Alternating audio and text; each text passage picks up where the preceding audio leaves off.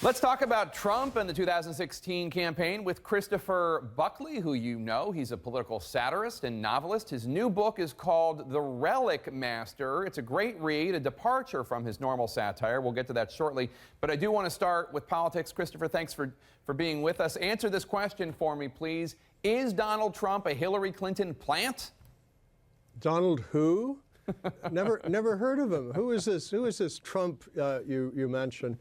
Well, if he is a Hillary Clinton plant, this is the most successful political plant operation in history. I will say to the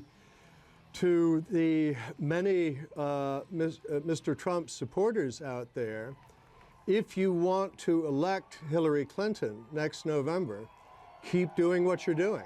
You're doing a great job.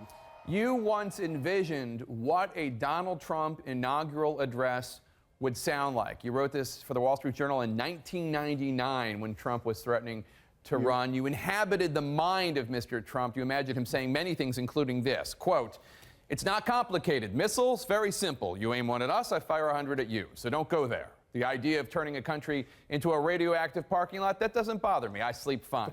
Now, Christopher, you wrote that as satire 16 years ago. How does it stack up against what you're hearing on the campaign trail? If I may say so, that reads pretty well. The first line of the Mr. Trump's inaugural, as scripted in that piece, is, "This is a great day for me personally." Well, maybe we will live to hear an actual Donald Trump inaugural, but if we do, I'm getting into a time capsule and going back to the 16th century, which is the time frame of my novel, and I'm staying there for 4 or 8 years. Let's talk about your novel, because it is quite a departure from your political satire. You might be best known, perhaps, for Thank You for Smoking, which is a hilarious look at the world of lobbying in Washington, D.C. How did this come to you, this idea of a book about, in the 16th century in Europe, about a group of schemers, or two schemers who come up with a forgery of the Shroud of Turin?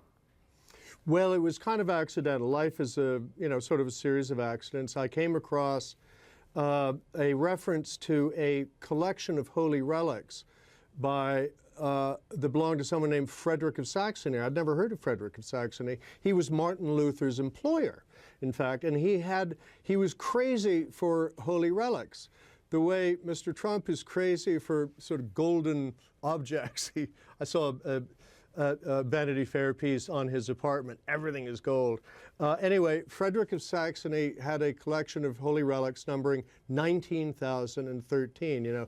Thumb bone of St. Anne, a piece of crown of thorns, a straw from the holy manger. And I became, sort of fascinated in that. And that led me indirectly to, I tried to imagine, well, where did he get all these holy relics?